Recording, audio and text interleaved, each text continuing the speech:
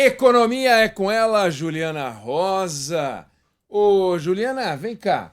O que mata a inflação, o que assusta na inflação, obviamente é ele, o tal do dólar, né? O tal do dólar é um negócio problemático. O dólar dá aquela subida, não tem jeito, é pressão para todo lado. Um pedaço da economia, 50% da economia se apavora, os outros 50% também reagem e fica um horror. Então a gente fica de olho nesse tal de dólar aí. Obviamente a gente fica de olho no tal dos juros, tem um monte de variáveis, mas o tal do dólar é foguete, né, Juliana? E o que você pode falar para a gente do tal do dólar? Conta para nós. Pois é, vamos falar aí pegando o gancho da inflação, né, Ineg, porque é a preocupação do momento. Quando a gente pensa em política americana, o principal que a gente tem que olhar agora é impacto inflacionário. Esse é o tema quando a gente pensa em impacto para o Brasil. Boa tarde para você, Débora, Sandro.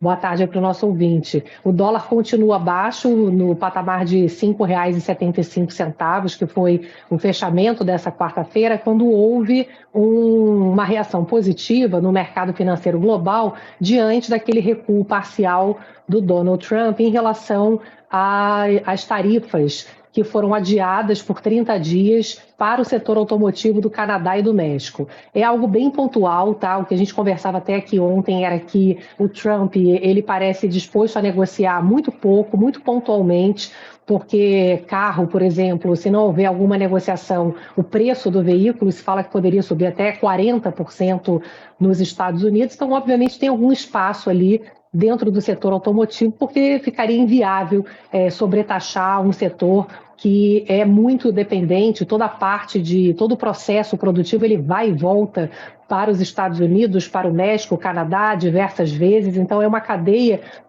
muito intrínseca. Agora, você tem aqui agora uma perspectiva de que o Trump ele possa recuar também em alguns outros pontos, né? É o assunto que está movimentando nesse momento o mercado financeiro, e a percepção ainda muito em aberto, nesse mundo distópico, tudo pode acontecer. A verdade é essa, né? Quando eu pergunto para os analistas, para os empresários, vem cá, isso pode acontecer? Pode isso também, porque está todo mundo muito no escuro, sem saber se de fato o dólar, por exemplo, ele vai permanecer baixo, porque esse dólar mais baixo ajuda na nossa inflação. A gente falava que no início do governo Trump tinha risco de ter dólar a R$ 7 agora no começo do ano. Então, dólar a 5,75 faz muita diferença nas projeções de inflação. As projeções para o dólar esse ano estavam acima de 6,30.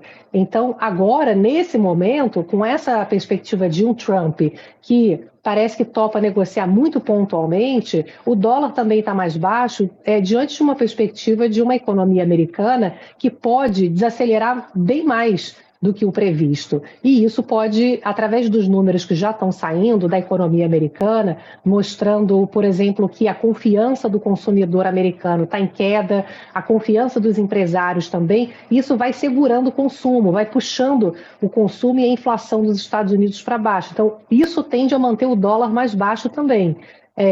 Ineg, a questão da inflação de alimentos também é uma questão que a gente também está de olho, porque a China pode comprar mais alimentos aqui do Brasil.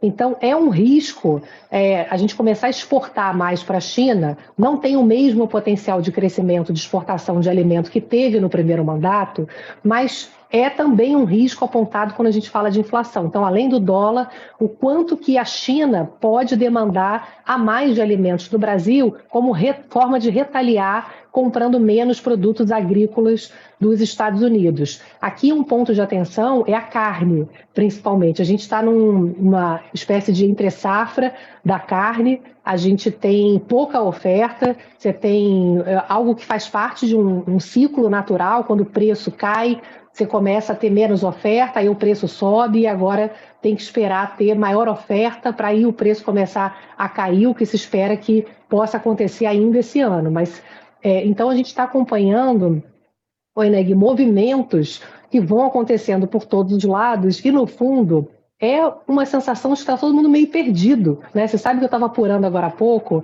teve uma reunião do Banco Central com os economistas aqui em São Paulo.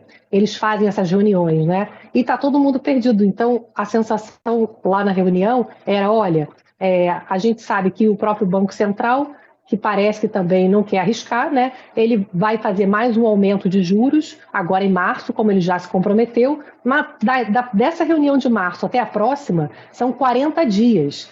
Em 40 dias, que é o tempo que tem o governo Trump, olha quanta coisa já aconteceu. Então, esse é o principal mistério em relação ao que vai acontecer com a nossa economia. Claro que temos as questões internas, mas nesse momento a incerteza em relação às políticas americanas está deixando todo mundo perdido, né?